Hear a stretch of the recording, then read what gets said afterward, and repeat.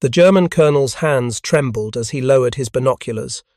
Not from fear, he had seen enough of war by 1945 to know what fear felt like, but from something far more unsettling. Disbelief, the kind that gnaws at the foundation of everything you thought you understood about the world. It was March 22nd, 1945, just past midnight on the western bank of the Rhine River near the town of Oppenheim. The Colonel Oberstleutnant Klaus Fischer, a veteran engineer officer who had built fortifications across occupied France and defensive positions along the Siegfried Line, stood among the ruins of a blown bridge, watching the opposite shore through the darkness. Behind him, what remained of his battalion waited in concealed positions, ready to repel any American attempt to cross. He checked his watch again. 11:47 in the evening. The Americans had begun their bridging operation at approximately 10 o'clock. 1 hour and 47 minutes ago. He had been watching since the first pontoon touched the water. According to every manual, Fischer had studied at the Wehrmacht Engineering Academy in Berlin. According to every doctrine drilled into him during his 15 years of military service, what he was witnessing could not be happening. The construction of a tactical bridge across a river of this magnitude over 400 feet of fast-moving water, capable of bearing the weight of armoured vehicles under combat conditions, required a minimum of 2 weeks. 2 weeks of surveying, positioning, anchoring, and assembly. 2 weeks of vulnerable, exposed construction work gave defenders ample time to concentrate artillery fire, to position anti-tank weapons, and to prepare counterattacks. The Americans had been at it for less than 2 hours, and they were almost finished. Fischer raised his binoculars again, adjusting the focus in the dim moonlight. He could see them clearly now, dozens of American engineers, working in coordinated teams, moving with a precision that seemed almost mechanical. Pontoons were being floated into position with remarkable speed. Steel treadway sections were being rolled out and connected, while men stood waist-deep in the frigid March water. Small boats with outboard motors pushed the floating sections against the current with practiced efficiency. There was no hesitation in their movements, no confusion, no wasted motion. They worked as if they had done this 1,000 times before. Perhaps they had. "Herr Oberstleutnant," a voice said behind him. Fischer turned to see his adjutant, a young lieutenant named Werner Hoffmann, holding a field telephone. "Artillery Command is requesting target coordinates. They want to know if we should begin the barrage." Fischer looked back at the river. The bridge was now more than 2/3 complete. American tanks were already moving into position on the western bank, engines idling, waiting for the signal to cross. In darkness, he could see the shapes of countless more vehicles, half-tracks, trucks, self-propelled guns lined up in columns that seemed to stretch back for miles. "Herr Oberstleutnant?" Hoffmann prompted. Fischer lowered his binoculars slowly. Artillery fire now would be largely useless. Even if they scored direct hits, even if they destroyed sections of the bridge, the Americans would simply repair it or build around it. He had watched them do exactly that an hour ago, when a lucky shell strike had torn a hole in one of the pontoons. Within 15 minutes, they had patched the damage, and the section was back in place. If you're enjoying this deep dive into the story, hit the subscribe button and let us know in the comments from where in the world you are watching from today. "Tell the artillery command to hold fire," Fischer said quietly. "Conserve ammunition. We will need it when they cross." But even as he spoke the words, Fischer felt something crack inside him, not his courage, not his will to fight, but something deeper, his certainty, his understanding of how war worked, of what was possible and what was not. The Americans would cross the Rhine tonight, not in 2 weeks, not even in 2 days. Tonight, and there was nothing his training, his experience, or his understanding of military engineering could do to stop it. This was not the war he had learned to fight. To understand the magnitude of what Fischer witnessed that night, to grasp why it shattered not just German defensive plans but the psychological foundations of Wehrmacht confidence, We must first understand what the Rhine River meant to Germany in March of 1945. The Rhine was not merely a river. It was a symbol, a barrier, a promise. For over 2,000 years, it had served as one of Europe's most significant natural defensive lines. The Roman Empire had struggled to maintain control beyond it. Charlemagne had used it to define the boundaries of his realm. Napoleon had recognized its strategic importance. Every German schoolchild learned about Vater Rhine, Father Rhine, the great river that divided and protected their homeland. By March of 1945, it represented something even more crucial: time. The German military was in desperate straits. The Battle of the Bulge, Hitler's last major offensive in the West, had failed catastrophically in January. The Wehrmacht had been pushed back across France and Belgium. The Allies were approaching the German frontier from all directions. In the east, Soviet armies were already deep into German territory. In the west, American and British forces had liberated France and were pressing against Germany's western border. But the Rhine offered hope, because rivers, particularly rivers of this magnitude, were force multipliers for defenders. They channeled attacking armies into predictable crossing points. They slowed offensives to a crawl. Most importantly, they bought time. Time to regroup. Time to reorganize. Time to bring up reinforcements. Time to prepare the defense of the fatherland itself. German military doctrine regarding river crossings was based on centuries of European warfare and refined through 2 world wars. The Wehrmacht's engineering manual, the Pioneer Dienstvorschrift, specified in precise detail the requirements for constructing tactical bridges under combat conditions. For a river the width and depth of the Rhine, with its powerful current and fluctuating water levels, the manual stipulated a construction timeline of 14 to 21 days for a bridge capable of bearing heavy loads. This was not guesswork. It was based on German engineering experiences in Russia, in France, in Poland. It accounted for the time needed to assemble materials, survey the riverbed, anchor pontoons against the current, and construct the load-bearing superstructure. It factored in the complications of working under fire, of equipment failures, of weather delays. 14 to 21 days. That was the bedrock assumption upon which German defensive planning rested in March of 1945. General der Panzertruppen Friedrich von Mellenthin, one of the Wehrmacht's most experienced operational commanders, had spent the winter of 1944 organizing defensive positions along Germany's western approaches. His memoirs, Panzer Battles, written after the war, provide crucial insight into German thinking during this period. Von Mellenthin wrote extensively about the strategic calculations that informed Wehrmacht defensive doctrine in the war's final months. The German High Command understood that they could not stop the Allied advance indefinitely. The material superiority of the Americans and British was overwhelming. The numerical advantage was insurmountable. But what they had to do was slow the Allied advance enough to achieve one of 2 outcomes. Either force a negotiated peace that would prevent the complete occupation of Germany, or buy enough time for the development of new wonder weapons that might shift the strategic balance.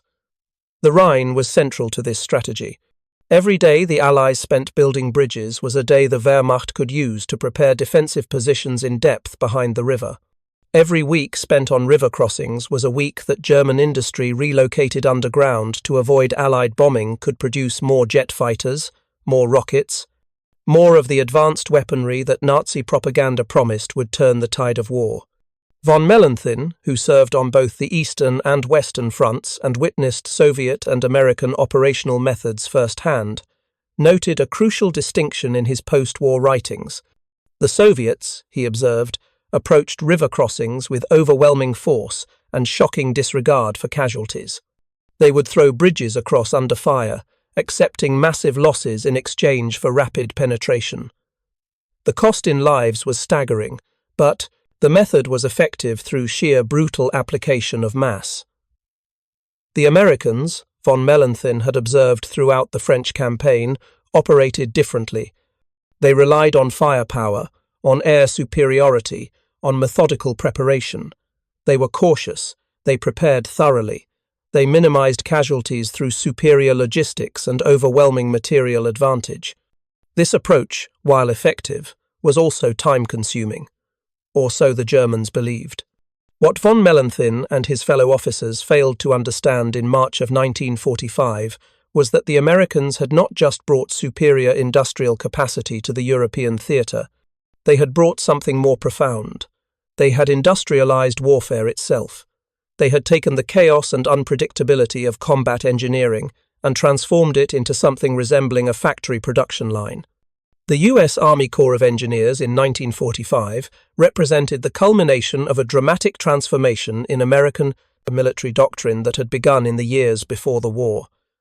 The United States entered World War II with many disadvantages relative to the European powers. American soldiers had no recent combat experience. American officers had not fought a major war since 1918.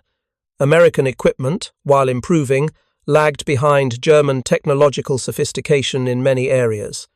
But the United States possessed two enormous advantages: vast industrial capacity and an institutional culture that prized systematic efficiency over individual brilliance.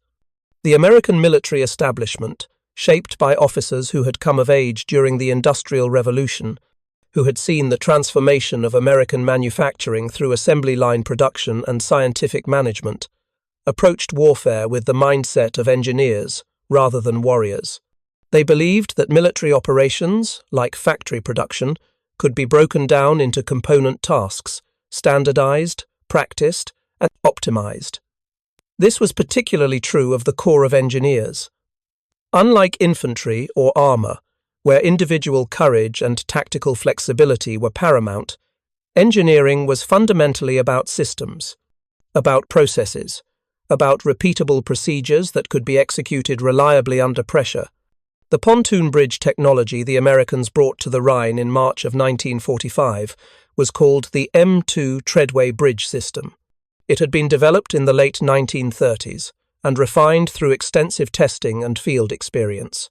The system consisted of pneumatic rubber pontoons, each 33 feet long, and capable of supporting tremendous weight when properly inflated, connected by steel treadway sections that formed the bridge deck. The genius of the M2 system was not in its individual components, which were relatively simple, but in its modularity. Each pontoon was identical, each treadway section was identical. The connections were standardized. This meant that assembly could be broken down into repetitive tasks that could be practiced until they became automatic. And practiced. The engineer combat battalions that reached the Rhine in March of 1945 had been building bridges since Normandy. They had bridged rivers across France. They had rebuilt bridges destroyed by retreating Germans. They had constructed tactical bridges under fire, under time pressure, under every conceivable field condition. By the time they reached the Rhine, they had refined their procedures to the point where bridge construction had become almost routine. The 291st Engineer Combat Battalion, one of the units that would participate in the Rhine crossings, had kept detailed records of their bridge construction operations throughout the European campaign. These records, preserved in the National Archives, reveal a unit that approached engineering with obsessive attention to efficiency. After each bridge construction, the battalion would conduct what they called after-action reviews, detailed analyses of what had worked, what had failed, and how procedures could be improved. They timed every step of the process. They identified bottlenecks. They experimented with different team configurations. They practiced equipment handling until each soldier could perform their role without conscious thought. They developed hand signals for coordination in situations where verbal communication was impossible. They created redundant systems so that if one team was hit by enemy fire, another could seamlessly take over.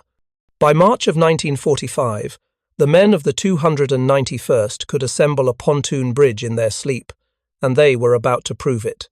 Lieutenant Colonel Harvey Fraser, commanding officer of the 291st Engineer Combat Battalion, received his orders on the evening of March 22, 1945. General George S. Patton's Third Army had established a small infantry bridgehead on the eastern bank of the Rhine near Oppenheim through a nighttime crossing in assault boats. Now Patton wanted armour across, immediately. Fraser was a West Point graduate, class of 1932, who had spent the Depression years overseeing civilian conservation corps projects before returning to active duty in 1940. He was not a combat arms officer in the traditional sense. He had never commanded tanks or led infantry assaults, but he understood systems, he understood logistics, and he understood how to build bridges quickly. Fraser's orders were straightforward. Construct a treadway pontoon bridge across the Rhine at Oppenheim. Minimum load capacity, 30 tons, sufficient to bear an M4 Sherman tank. Timeline, as fast as possible.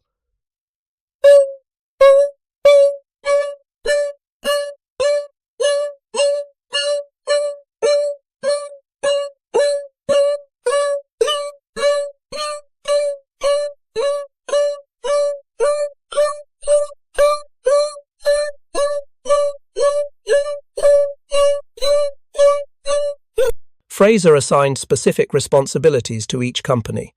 First company would handle pontoon launching and positioning. The second company would manage treadway placement and connection. Third company would provide security and manage traffic flow once the bridge was complete. The battalion's boat teams would use small craft with outboard motors to maneuver the pontoons against the current. There was no dramatic speech, no appeals to heroism. Fraser simply told his officers what needed to be done, confirmed that they had the necessary equipment and materials, and sent them to brief their men.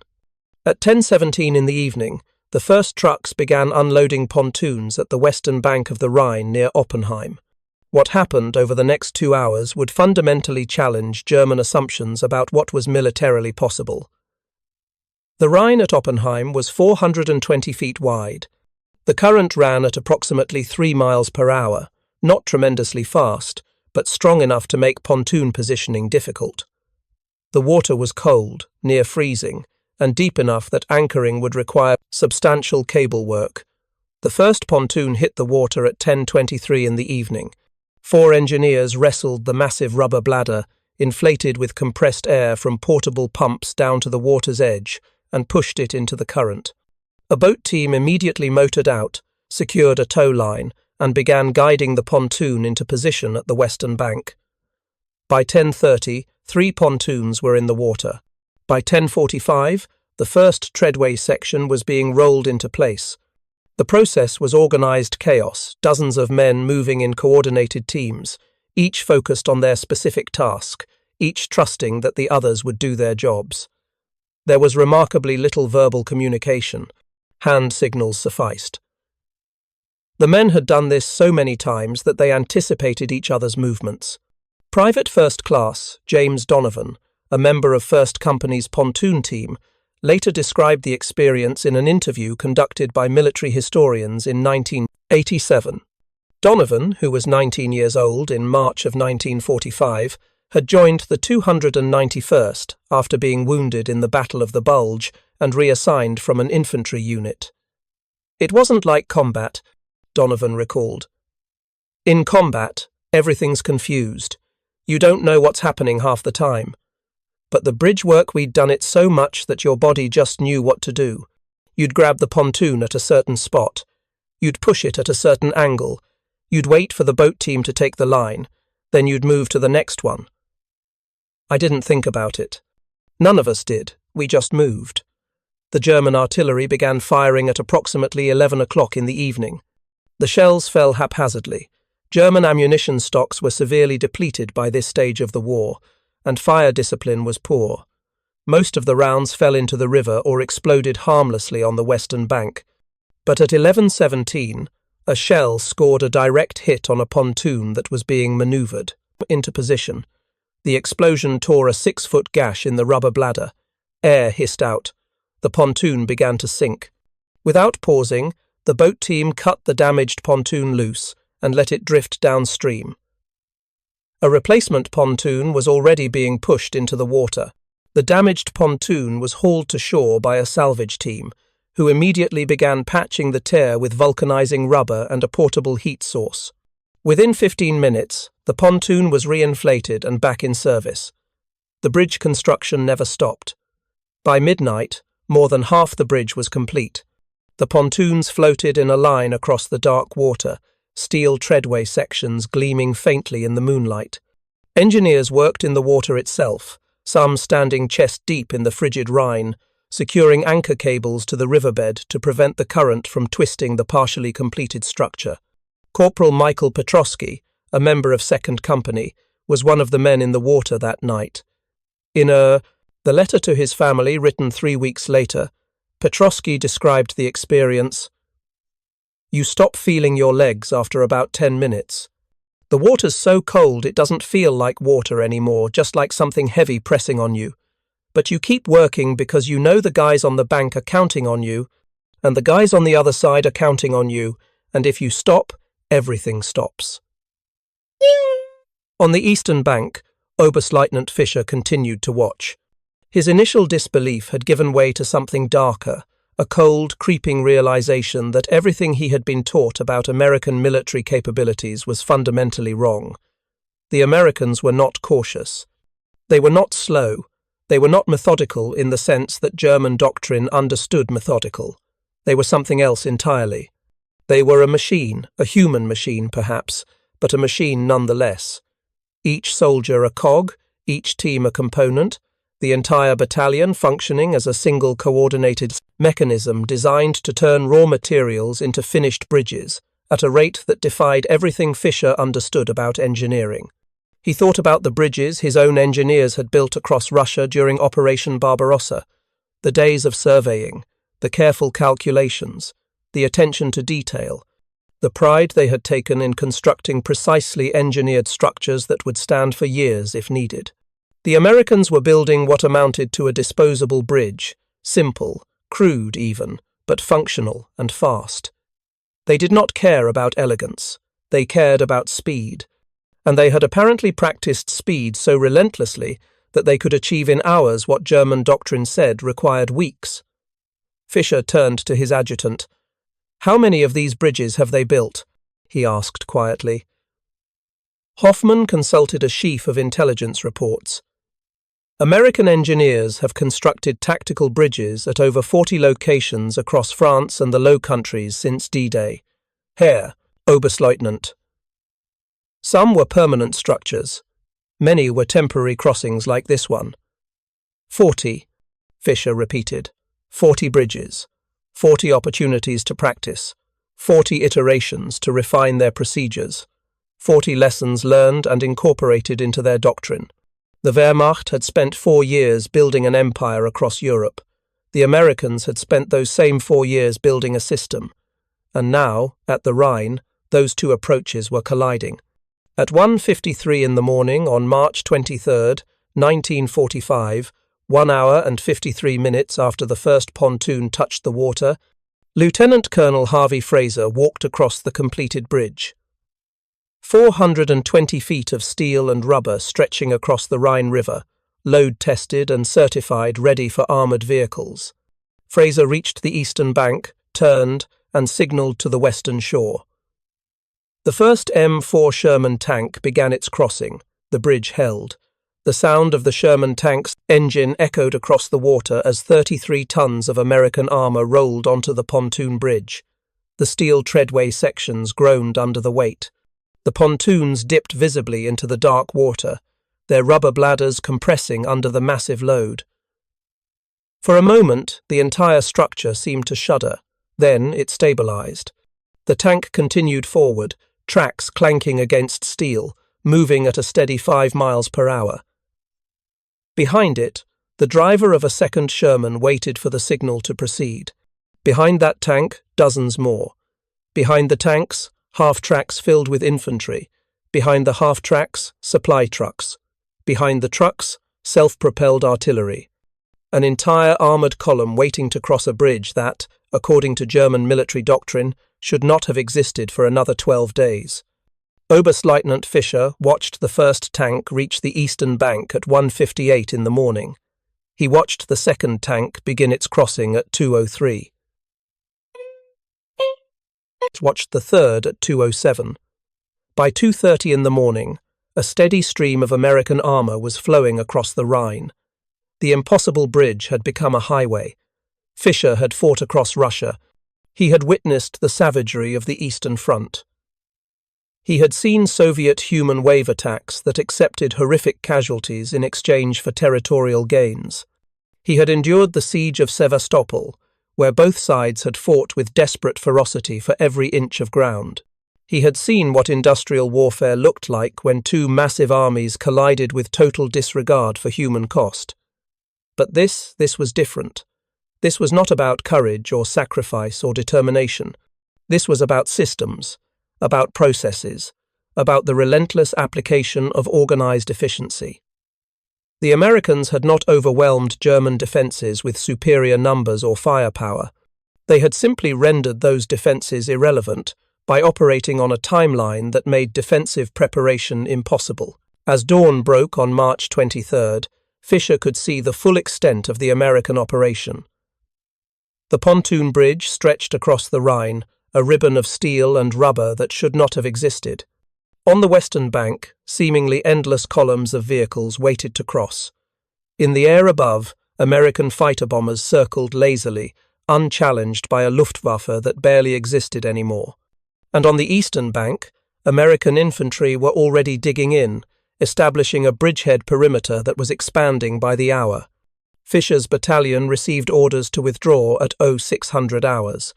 There was no point in defending a position that had already been outflanked. No point in wasting men and ammunition on a battle that was already lost. The Americans were across the Rhine. They would be across it at a dozen other points within days. The defensive line that was supposed to buy Germany weeks or months had lasted less than a day. As Fischer supervised the withdrawal of his unit, he found himself thinking not about tactical considerations or strategic implications, but about a more fundamental question. How had the German military, the Wehrmacht, that had conquered most of Europe in less than 2 years, failed so completely to understand their enemy? The answer, he was beginning to realize, lay not in German weaknesses, but in a fundamental misunderstanding of American strengths. The Wehrmacht had prepared to fight an American army that resembled European forces, an army that relied on traditional military virtues like courage, tactical brilliance, and operational art. What they encountered instead was something that did not fit their conceptual framework, an army that had industrialized warfare itself, that treated military operations as engineering problems to be solved through systematic application of resources and refined procedures. The Germans had built an army of craftsmen. The Americans had built an army of factory workers.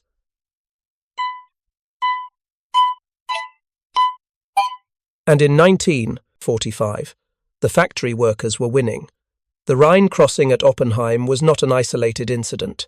It was a pattern repeated at Remagen, at Wesel, at Boppard, at dozens of crossing points along the river's length in March of 1945. At each location, American engineers performed variations of the same engineering miracle that had shocked Fischer at Oppenheim. At Remagen, the story was slightly different but equally revealing. On March 7, 1945, American forces of the 9th Armored Division had captured the Ludendorff Bridge intact, one of the few Rhine bridges the Germans had failed to demolish before Allied troops arrived.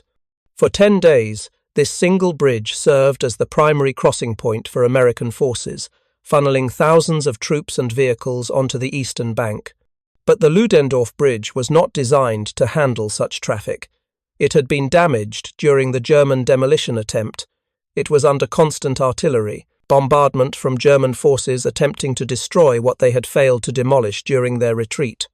And on March 17th, the bridge collapsed, killing 28 American engineers who were working on emergency repairs. The loss of the Ludendorff Bridge should have been a major setback for American operations. It was the only intact bridge across the Rhine.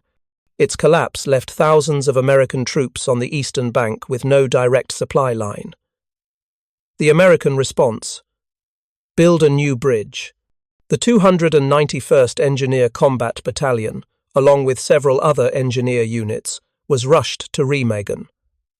Construction began on March 18th. 32 hours later, on March 19th, a new tactical bridge was operational, capable of handling the same traffic as the collapsed Ludendorff Bridge.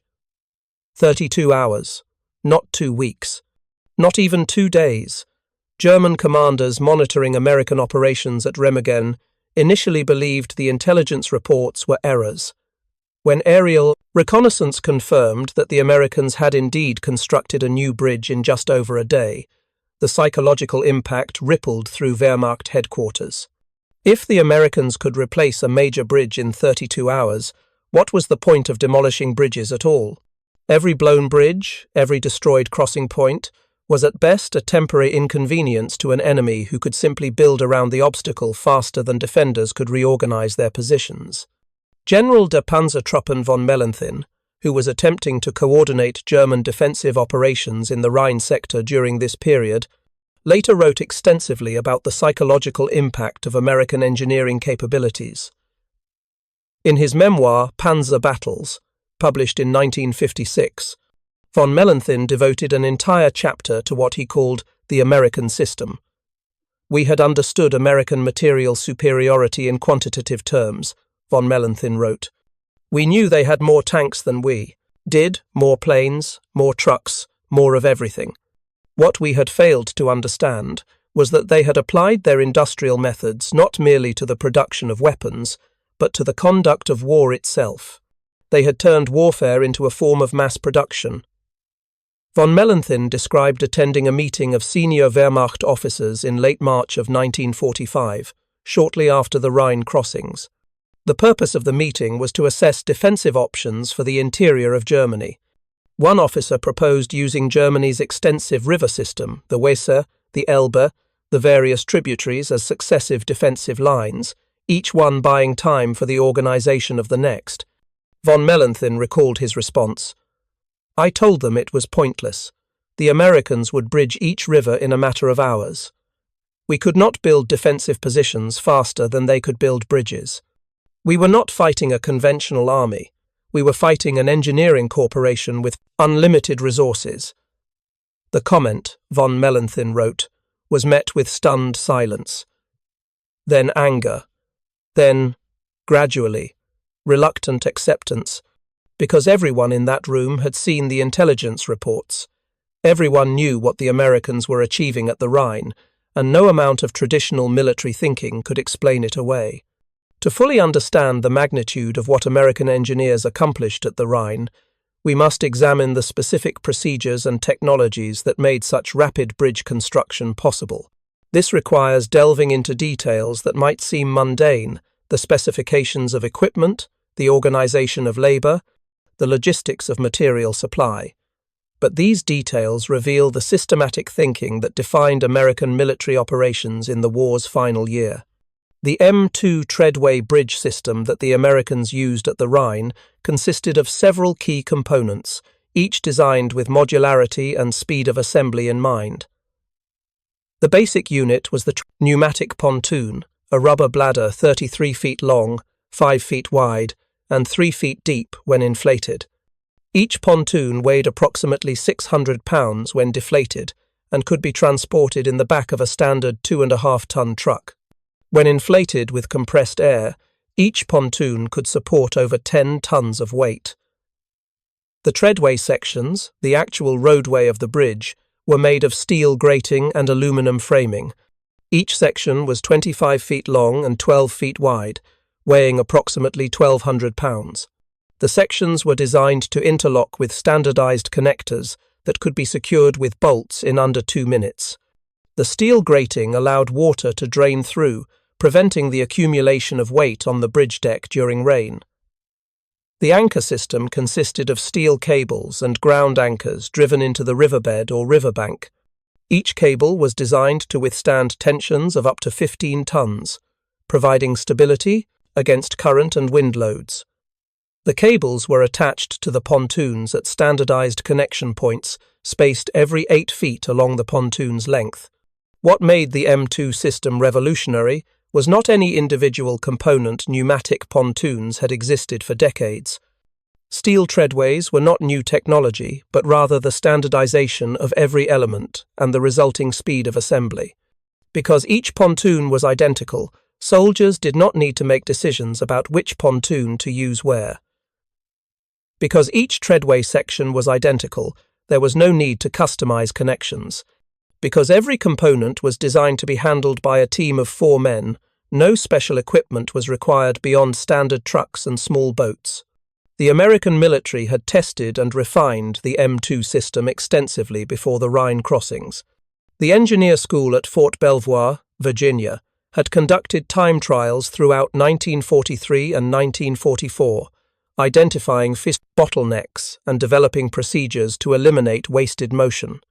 They discovered, for instance, that having separate teams for pontoon launching and treadway placement was more efficient than having single teams do both tasks.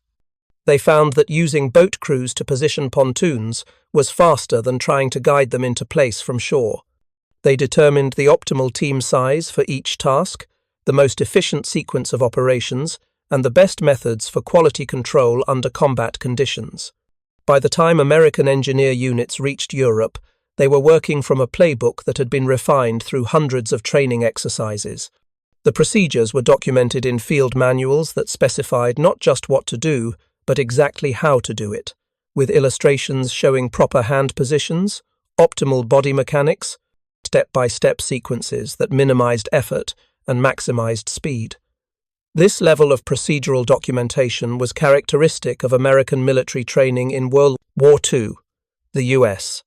The Army produced field manuals for everything, not just major operations like bridge building, but minute details like the proper way to dig a foxhole, the optimal method for cleaning a rifle, and the most efficient technique for loading ammunition.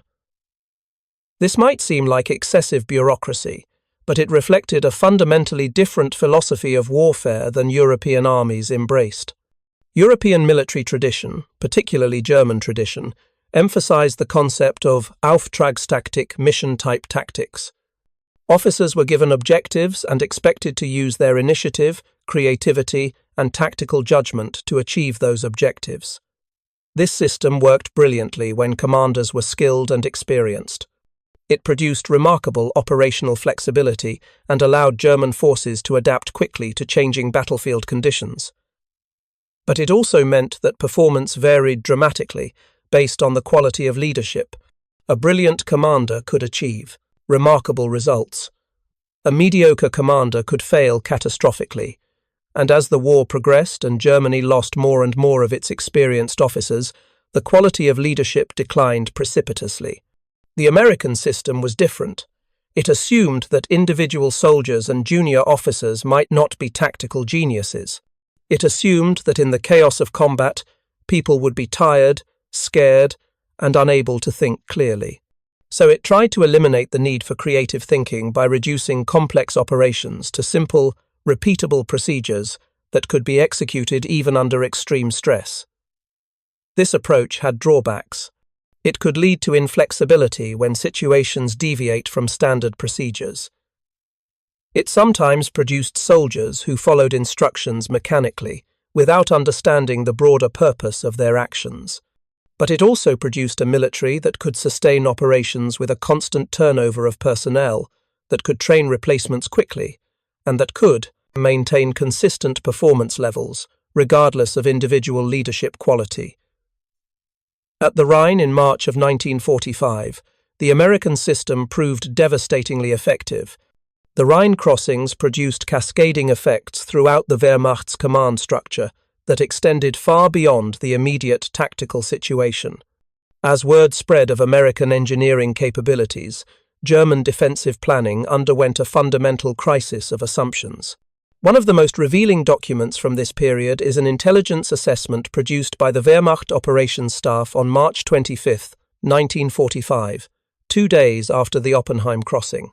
The document, captured by Allied forces after the war and now preserved in the National Archives, provides a window into German military thinking as it grappled with the implications of American engineering speed. The assessment begins with a straightforward recitation of facts. American forces had established crossings at Senkelsee Geelofert, multiple points along the Rhine. Tactical bridges had been constructed in time frames ranging from 2 to 32 hours. Traffic density across these bridges exceeded German projections by factors of 3 to 5. But the second section of the assessment reveals something more disturbing, an attempt to explain these facts within the framework of existing German military doctrine. The author of the assessment suggested several possible explanations. Perhaps American intelligence had obtained German bridge construction manuals and specifically designed their procedures to exploit weaknesses in German defensive assumptions. Perhaps the Americans were taking unacceptable casualties in their rush to complete bridges, but were suppressing reports of these losses for propaganda purposes. Perhaps the bridges were shoddily constructed and would fail under sustained use, causing logistical bottlenecks that would slow the American advance. Each of these explanations was wrong. The Americans had not obtained German manuals. They had developed their own procedures independently. They were not suffering high casualties. The engineer units at the Rhine sustained relatively light losses compared to infantry formations. And the bridges did not fail. They remained operational throughout the final weeks of the war, handling traffic loads that exceeded their design specifications. But the fact that senior Wehrmacht staff officers felt compelled to generate these alternative explanations reveals the depth of the conceptual crisis. They were looking for reasons why American performance was an anomaly, an exception, a temporary phenomenon. They were seeking explanations that would allow them to maintain their existing understanding of how warfare worked. The reality that the Americans had fundamentally reimagined military engineering through systematic innovation and training was too psychologically devastating to accept. It implied that German military excellence, the Prussian tradition of military professionalism, the careful cultivation of tactical brilliance, was simply inadequate against an enemy that had industrialized warfare itself. If you find this story engaging, please take a moment to subscribe and enable notifications. It helps us continue producing in-depth content like this. The psychological impact of the Rhine crossings was most acute among German engineer officers, men like Oberstleutnant Fischer, who had spent their careers mastering the technical and operational aspects of military engineering. These officers had defined their professional identity around a specific body of knowledge and a particular approach to problem solving. The American bridges did not just defeat them tactically, they invalidated their expertise. Fischer's own fate after the Oppenheim crossing illustrates this psychological dimension. His battalion withdrew eastward, conducting a fighting retreat through southern Germany. On April 2, 1945, Fischer's unit was surrounded by American forces near the town of Würzburg. After a brief firefight in which several of his men were killed, Fischer ordered his battalion to surrender. In the prisoner of war interrogation that followed, Fischer was questioned by American intelligence officers about German defensive preparations and engineering capabilities. The interrogation transcript, declassified in 1983, reveals a man struggling to reconcile his professional training with the evidence of American capabilities. When asked about German assessments of American bridge-building capacity, Fischer initially responded according to German doctrine. Our manuals specified that tactical bridge construction across a river the size of the Rhine would require 14 to 21 days under combat conditions. This assessment was based on extensive German engineering experience across multiple theatres of war. The interrogator then showed Fischer photographs of the Oppenheim Bridge, along with time-stamped documentation of the construction timeline. Fischer examined the photographs in silence for several minutes. When he finally spoke, his words were carefully measured. These photographs show a completed bridge. The timestamps, if accurate, indicate construction in under 2 hours. This is not possible according to any engineering principles I am aware of. The interrogator pressed, "But the bridge exists. You saw it yourself. How do you explain this?" Fischer's response is recorded in the transcript. "I cannot explain it. I can only observe that your engineering methods are fundamentally different from ours. We approach bridge construction as a problem of careful planning and precise execution. You appear to approach it as a problem of rapid assembly using standardized components. Your method prioritizes speed over permanence. It works, clearly, but it violates everything I was taught about proper engineering. The interrogator then asked whether Fischer believed other German officers shared his assessment of American capabilities. Fischer's answer revealed the broader psychological crisis. Many officers still believe that American success is due primarily to material superiority, that you simply have more resources than we do. This is true, but it misses the larger point. Your advantage is not merely quantitative, it is methodological. You have created a military system that operates according to principles that are foreign to European military tradition. Fischer paused, then added, I do not know if my fellow officers will accept this conclusion.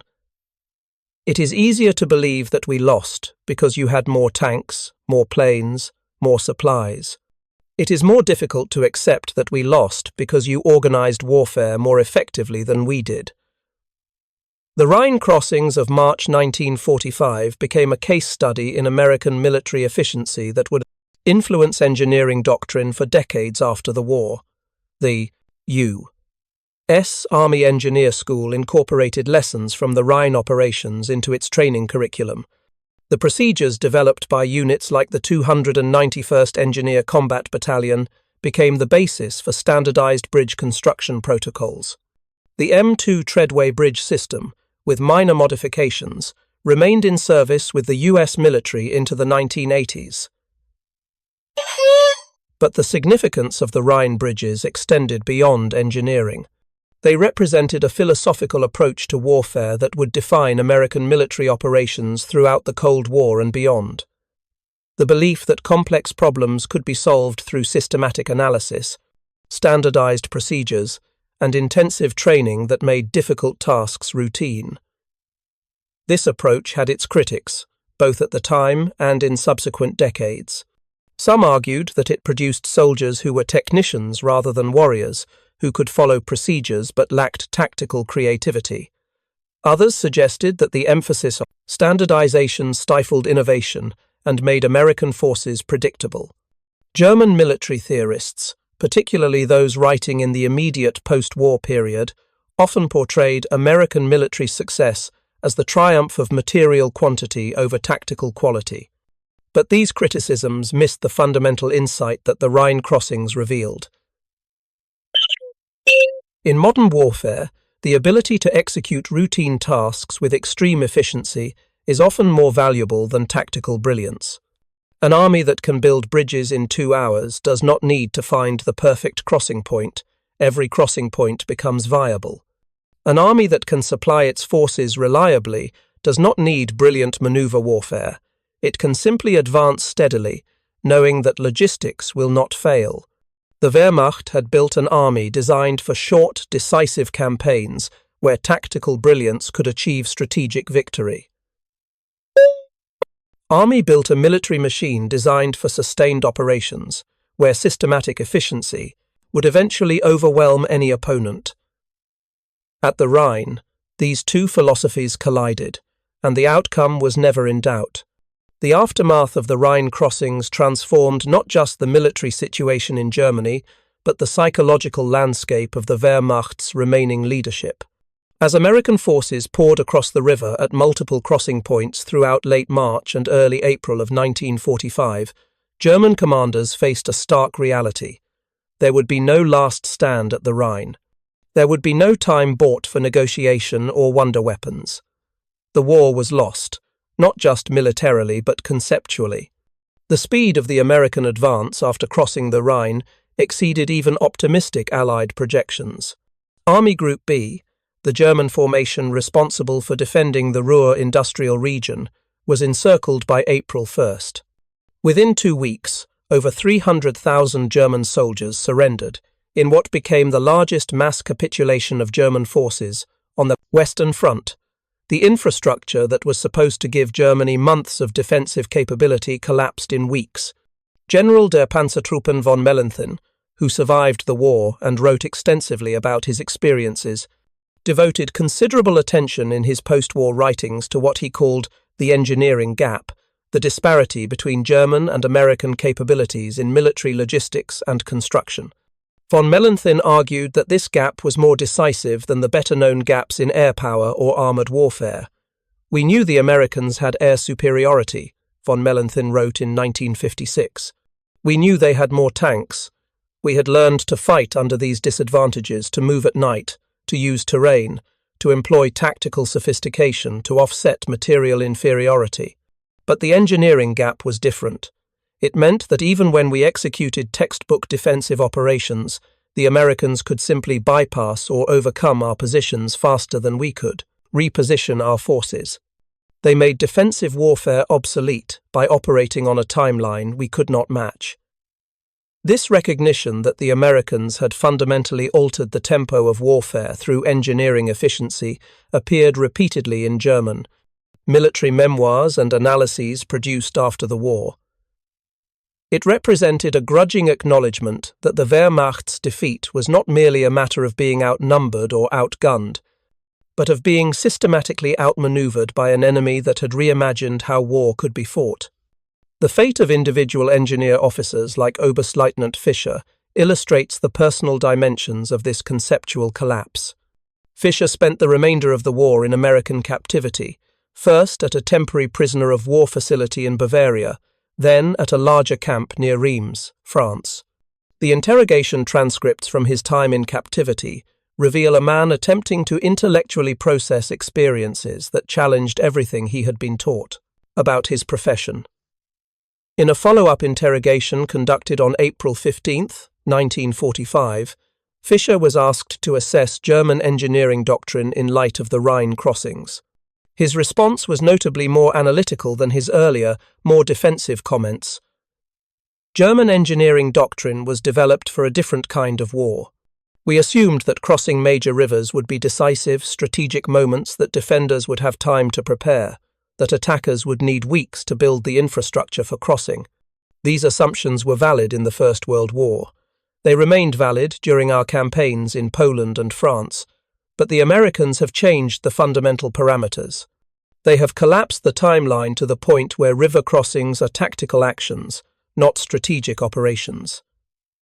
Fischer continued, "What I find most troubling is not that we lost these engagements. That was inevitable given the material situation by 1945. What troubles me is that we never understood what we were facing.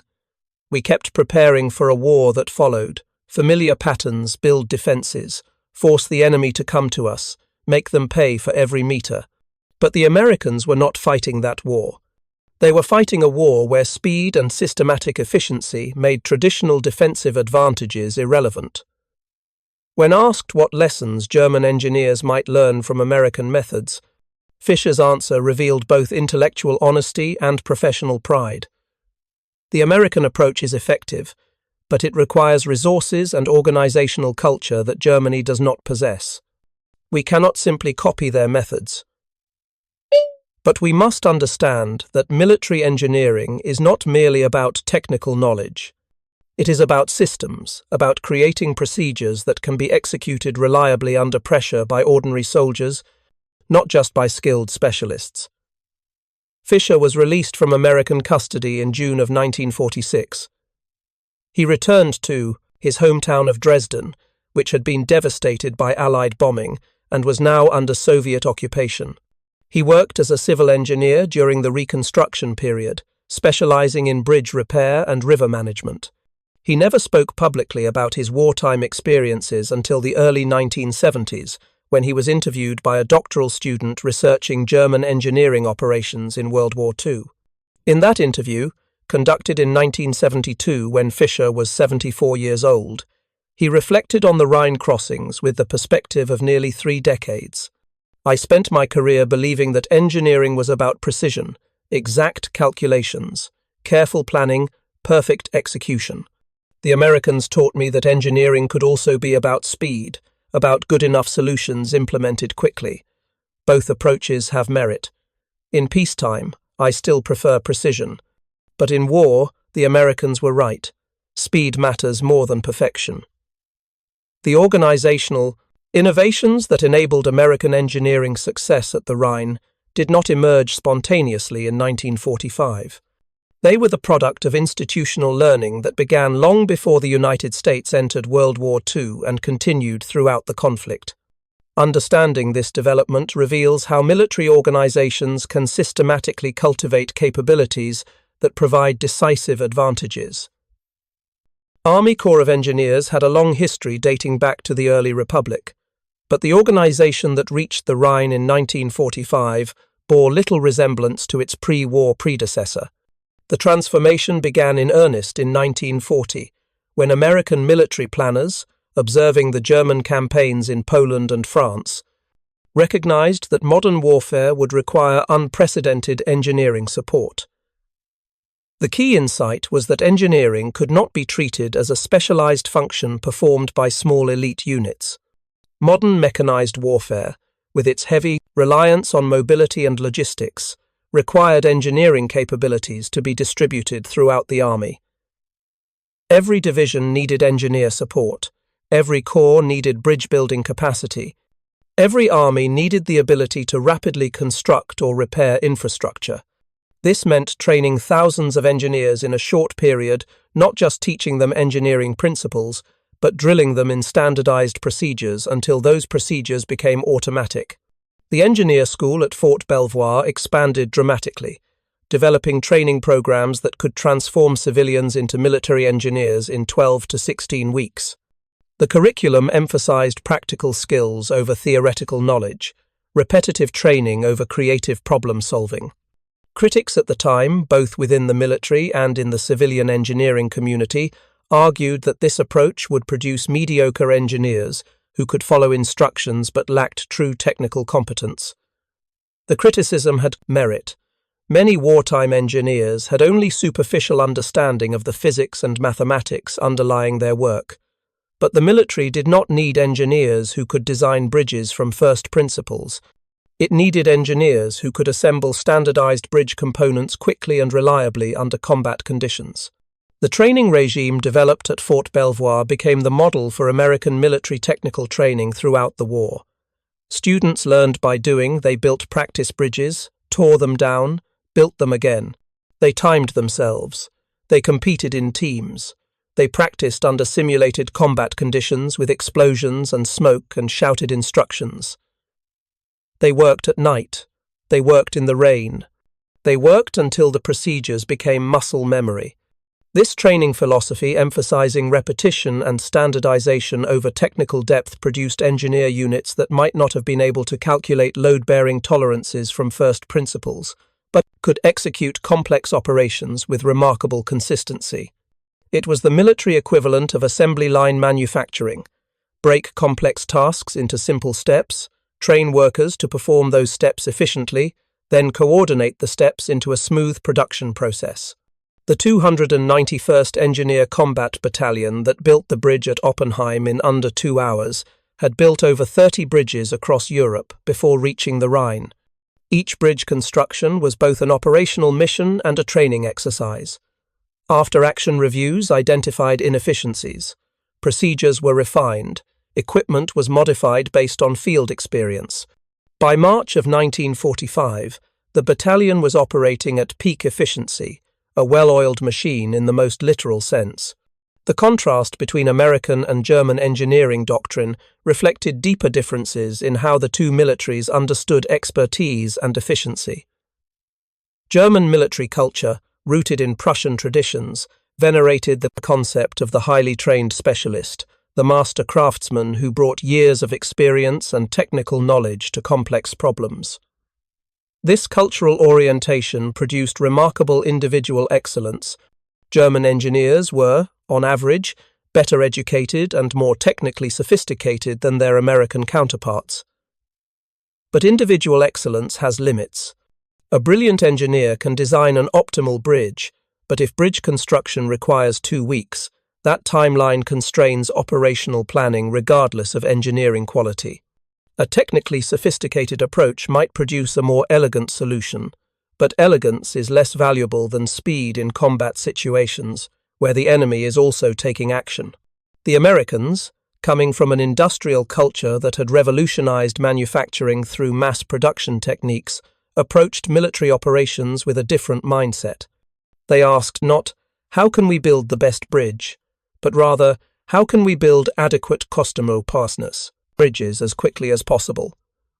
This subtle shift in framing led to dramatically different solutions. The M2 Treadway Bridge was not technically sophisticated. It was a simple system of rubber pontoons and steel decking. A German engineer assessing the design in isolation might have found it crude compared to more elegant German designs. But the M2 system had one overwhelming advantage. It could be assembled by average soldiers following standardized procedures in a fraction of the time required by more sophisticated designs. This pattern-trading technical sophistication for operational speed appeared throughout American military operations in World War II. American tanks were generally inferior to German tanks in terms of armor protection and gun power. American fighter planes were not as maneuverable as many of their opponents. American rifles were solid but unremarkable. But American equipment shared a common characteristic. It was designed for mass production, rapid deployment, and maintenance by relatively unskilled personnel. The Germans built Panther tanks with sloped armor and powerful guns that made them superior to American Shermans in most tactical engagements. But Panthers were mechanically complex, required skilled mechanics to maintain, and were produced in relatively small numbers. When a Panther broke down, it often took days to repair. When a Sherman broke down, American maintenance crews could often get it running again in hours, and if repairs were not feasible, a replacement Sherman would arrive quickly. The same logic applied to bridge construction. German bridge designs might have been more sophisticated, but sophistication did not matter if the bridge took 2 weeks to build. The American approach, good enough, fast enough, proved devastatingly effective in the high-tempo operations of 1945. The Rhine crossings had strategic consequences that extended beyond the immediate collapse of German defences. They demonstrated principles of military operations that would influence American defense planning for the remainder of the 20th century and into the 21st. One key lesson was the value of standardization. The M2 Treadway Bridge system worked so efficiently because every component was interchangeable. This meant that different engineer units could work on the same bridge without coordination problems. It meant that replacement parts were universally compatible. It meant that soldiers transferring between units already knew the procedures.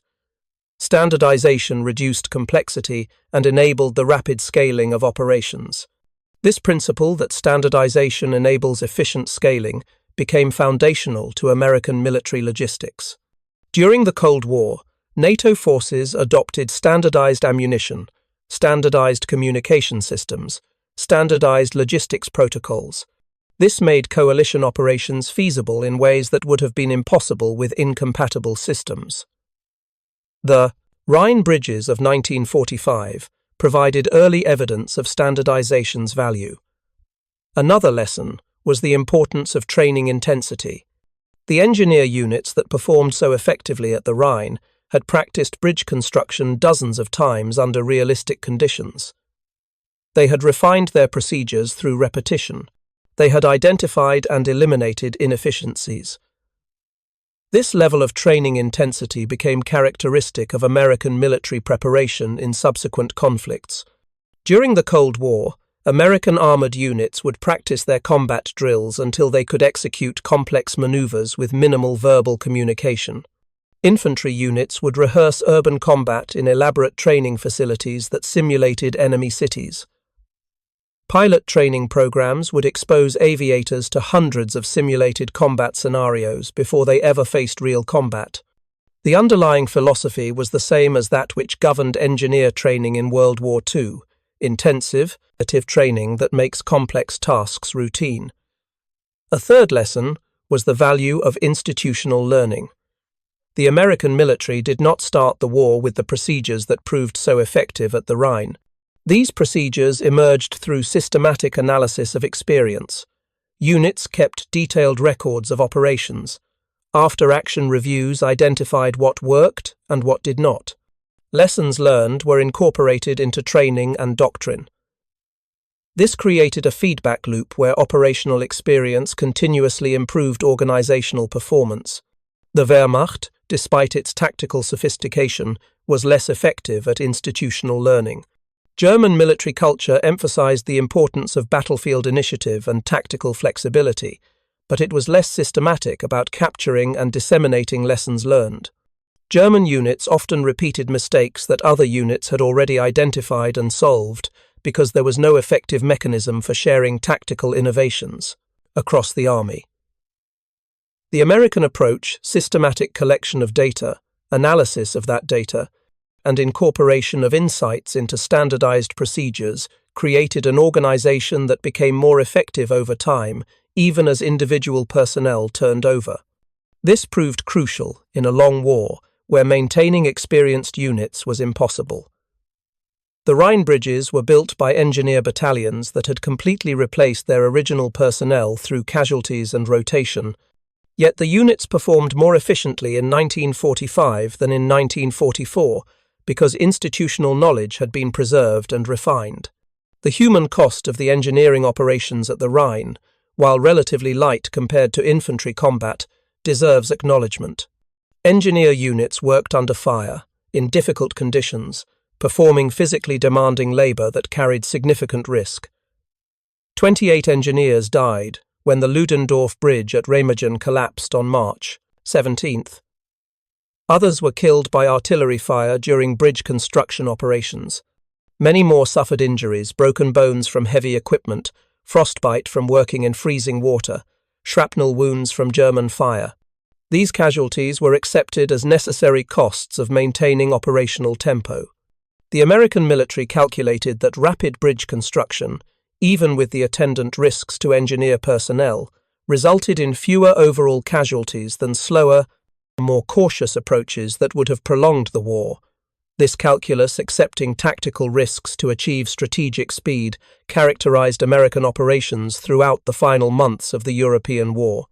The families of engineers killed at the Rhine received the same notifications as families of soldiers killed in infantry combat: telegrams expressing the nation's regret, posthumous medals, death benefits, but engineer casualties received less public attention than combat casualties. There were no famous photographs of engineers building bridges under fire equivalent to the images of infantry storming beaches or tanks advancing across fields. Engineering was unglamorous work, and those who performed it were often forgotten in popular accounts of the war. Yet without the engineers, the dramatic advances of American armies in the spring of 1945 would have been impossible. Every tank that crossed the Rhine did so on a bridge that engineers built. Every supply convoy that maintained the pace of advance relied on infrastructure that engineers constructed or repaired. The war correspondents who wrote about American tactical victories rarely mentioned the engineers who made those victories possible, but the engineers were there, working in the background, building the infrastructure of victory. Private First Class James Donovan, the engineer who described working on the Oppenheim Bridge as a process where your body just knew what to do, survived the war and returned to his hometown of Pittsburgh, Pennsylvania. He worked for 40 years as a construction supervisor, specializing in bridge projects. In interviews conducted late in his life, Donovan was asked whether his wartime engineering experience had influenced his civilian career. "It taught me that most things that seem impossible are actually just hard," Donovan replied.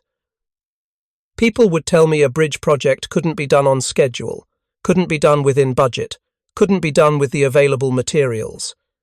And I'd think about the Rhine. We built a bridge across the Rhine in less than 2 hours while people were shooting at us.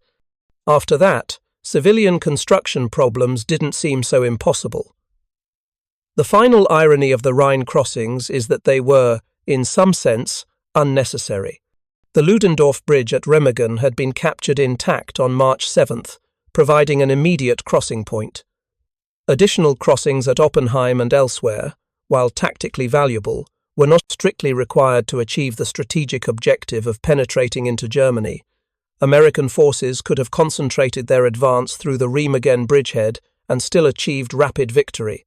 But the American High Command chose to construct multiple crossings, partly for operational flexibility, partly to prevent German forces from concentrating against a single bridgehead, but also partly to demonstrate capability.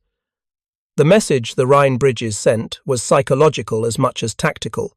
American forces could cross rivers wherever and whenever they chose. German defensive planning based on natural obstacles was obsolete. This use of engineering demonstrations as psychological warfare was not unique to the Rhine.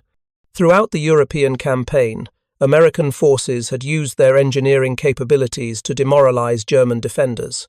When Germans demolished a bridge, Americans would rebuild it within days or build a new one nearby. When Germans flooded areas to create obstacles, Americans would drain the water or build roads through it. The consistent message was that German obstruction tactics, even when executed skillfully, merely delayed American forces briefly. For Wehrmacht commanders, this was psychologically corrosive. Traditional defensive doctrine taught that obstacle construction could slow enemy advances, buying time for the organization of stronger defensive positions. But if obstacles only bought hours instead of days, if the enemy could overcome any obstruction through sheer engineering efficiency, then what was the point of defensive warfare? This psychological dimension, the undermining of German confidence through consistent demonstration of American engineering superiority, was arguably as important as the tactical advantages the bridges provided. By late March of 1945, many German units were surrendering rather than conducting fighting retreats to the next defensive line because they no longer believed defensive lines mattered. If the Americans could bridge the Rhine in 2 hours, what river could stop them? The legacy of the Rhine bridges extends into contemporary military operations in ways that are not always obvious. Modern military engineering still uses modular bridge systems descended from the M2 treadway bridge. The procedures for rapid bridge construction developed in World War II remain, with technological updates, the basis for current military engineering doctrine. The emphasis on standardization, intensive training, and systematic institutional learning that characterized American engineering operations in 1945 continues to define American military culture. But perhaps the most important legacy is conceptual. The Rhine bridges demonstrated that operational tempo, the speed at which military forces can act and react, is often more decisive than tactical sophistication or technological superiority. An army that can move faster than its opponent, that can build the infrastructure more rapidly, that can sustain operations at a higher tempo, enjoys enormous advantages regardless of other factors. This insight has shaped American military planning since World War II. During the Cold War, NATO's response to Soviet numerical superiority in Europe rested partly on the assumption that NATO forces could mobilize and deploy more quickly than Soviet forces, offsetting numerical disadvantage with superior responsiveness. In the Gulf War of 1991, American forces emphasized rapid maneuver that prevented Iraqi forces from establishing coherent defensive positions. In subsequent conflicts, the American military has consistently prioritized speed and tempo as force multipliers. The Rhine bridges of March 1945 were not the beginning of this emphasis on operational tempo that has roots stretching back to earlier military theorists, but they provided a dramatic demonstration of its value. They showed that systematic organization and intensive training could enable ordinary soldiers to achieve extraordinary results. They proved that industrial methods could be applied to warfare with devastating effect. They revealed that in modern war, speed often matters more than sophistication. Thank you for watching. For more detailed historical breakdowns, check out the other videos on your screen now, and don't forget to subscribe.